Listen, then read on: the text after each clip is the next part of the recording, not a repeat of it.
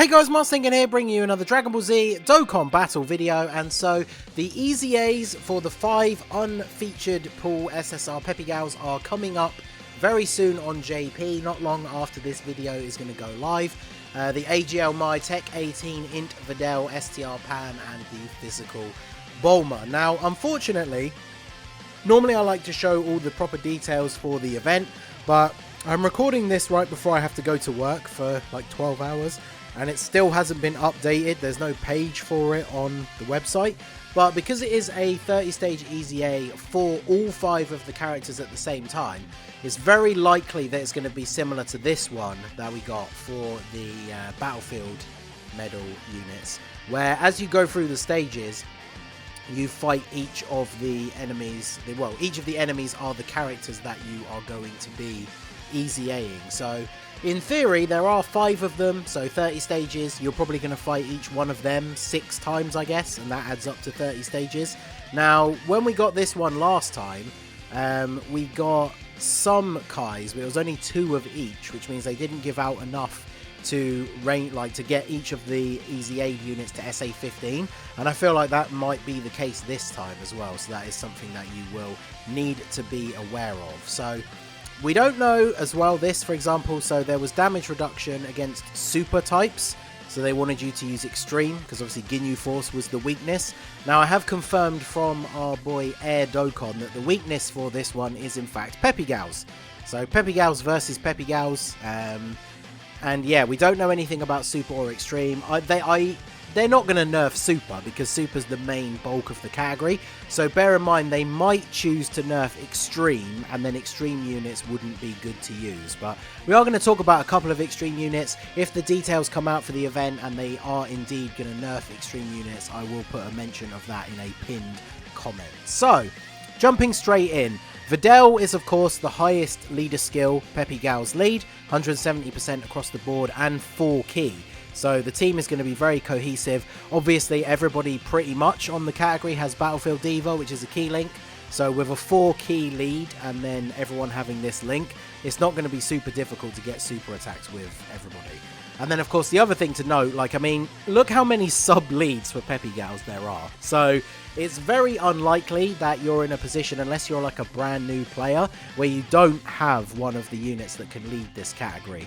I mean, obviously there is the free-to-play STR Ribrienne, but as we always do with these team building guides, we're going to be talking honourable picks and top mentions. So if there are any units that I don't cover that you think I should have given more attention to, let me know down below in the comment section. And of course, if you find this guide helpful, smash that like button and subscribe to the channel if you are new. So Videl definitely going to be the best choice for leader, just sheerly for the fact that her leader skill is by far the best, but there are a ton of other options. And the Int Ribrienne was like the runner-up for the next best lead for quite a while. Peppy Gals 120 and 3 key. She's pretty good because she gets a decent amount of damage reduction as well as extra attack and defense, nerfing the enemy as long as she's on a full Peppy Gals team. And then obviously she also is a Peppy Gals support unit for 2 key and 30% attack and defense. So even if you don't use her as a leader, she's going to be very, very good on the team. Now bear in mind, of course, because you're probably going to be fighting each of the different Peppy Gals throughout the course of the event, you might want to change your team as you go. So you're always picking like a couple of units that have type advantage. So of course we are going to cover a wide variety of typings of units in this video. So next up we have the new unit that's coming to JP. So if you decide to summon on that double rates banner, although I feel like for most people probably going to be a skip, but this new unit, the Kawe, I think is how you say her name, is very good. She's got a 130 Peppy Gals lead, so technically she's a better leader than the Int Brienne. And she kind of reminds me of Launch, because she's a very powerful unit that does a lot of things. So 2 key, attack and defense 140. She gets an additional attack and defense 40 when performing a super attack, so post super her defense is going to be very high. She has a high chance to stun, which usually you can't do in an EZA anyway. She has a medium chance of an additional 2 key and a medium chance of launching an additional super attack. So double supering would be good. She greatly raises attack for 1 turn on her super. She also greatly lowers attack and defense, but normally that's irrelevant for an EZA. But that second super, if she gets one, greatly raising attack. That's going to be a nice jump in her attack stat. She also has a medium chance to dodge built in. She's attacks effective against all types when supering if the enemy is in attack down status or if they're sealed, which again you can't really do on EZAs. And she performs a crit on stunned enemies, which again not really useful in this event, but even without those later parts of her passive that you can't activate, she's still going to be a very, very strong unit. And of course, she does have Tournament of Power, so if you are bringing any of the Universe 6 Peppy Gals, she is going to link up okay with them in terms of key as well. So next up we have the Launch, who we just mentioned. She's also a Peppy Gals 120 leader, so she's very good. Of course, she transforms straight away on turn 1, so we don't need to look at the previous one. She gets a whole bunch of additional attacks. She's got attack and defense 120, key 3 and additional attack and defense 60%, launches 2 additional attacks, each of which has a high chance of becoming a super and high chance of performing a crit for 6 turns from the start of the turn. So EZAs don't normally go on much longer than that, so she's going to be firing out a bunch of super attacks with chance to crit. She's potentially going to do a lot of damage. She does seal, but again, can't do that really in EZAs, but she is going to be another strong unit, especially when you're going up against the Videl, where she's going to have type advantage. So next, of course, we have the LR Kettle and Khalifa. So this isn't an event where they're going to get all of their crazy buffs, because we're not fighting a Pure Saiyan or Universe Survival Saga enemy at any point. But they are still very good. They're going to get a decent buff as long as you have some other Universe 6 girls on the team. But straight up, like in most situations, especially with a good link partner, they're probably going to be one of your more powerful units, even though they're not getting all of those extra buffs. But they definitely still are a good pick for the team, especially alongside the AGL Khalifa. They're going to have some really good links together, and Khalifa is really good defensively. She raises defense on super, she can dodge and counter supers as well. So she is very, very useful. Obviously, when you run them on rotation together, you are technically attacking with a Kale in the same turn. So she does also pick up attacks effective against all types. So she's going to be very good even against the Tech 18. So then we have Bulla. Now, Bulla is a unit that I think definitely needs an EZA, because defensively she's not all that great. But she could be good in this event because she is providing allies 3 key and 40% attack, which is very nice. And then on a team where there is at least one other Peppy Gals unit, which obviously is going to be this team, she does have a 60% chance to dodge, which is pretty good. The only problem, of course, when she doesn't dodge, she is going to take a fair bit of damage. But even if you only use her in the stages where you fight Mai, she's definitely going to be very useful. Giving everybody 40% extra attack is obviously very, very good. Then next up we have the Farsha, so a solid free-to-play option here. Even without a Bardock on the team, all she does with the Bardock is create rainbow orbs, which is useful, but she has 90% defense and a 50% chance to dodge built in, which is pretty good. Any units that have a built-in chance to dodge, RNG is always going to be, you know, it is what it is, you get lucky or you don't.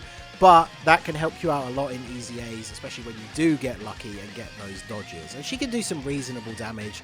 She's not going to share a ton of links. She'll have some extra links if you're linking her up with the Universe 6 Saiyans, with things like Saiyan Warrior Race or Saiyan Lineage. But of course, she does have Battlefield Diva as well as Shattering the Limit, which a lot of the Awakened Peppy Gals units are.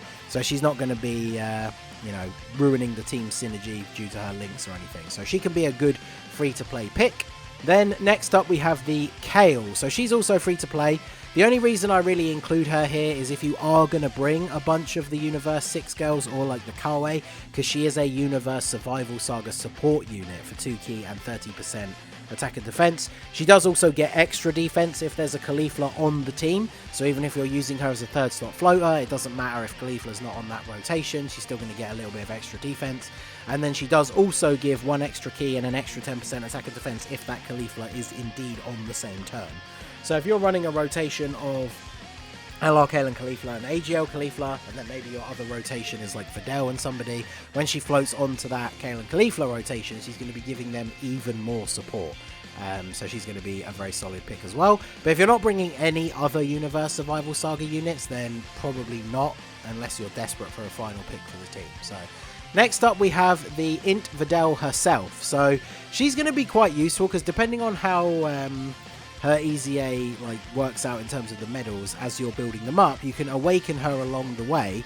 Now obviously her defense is not going to be super great, but you know, on a full Peppy Gals team, she does have a reasonable amount of attack and defense.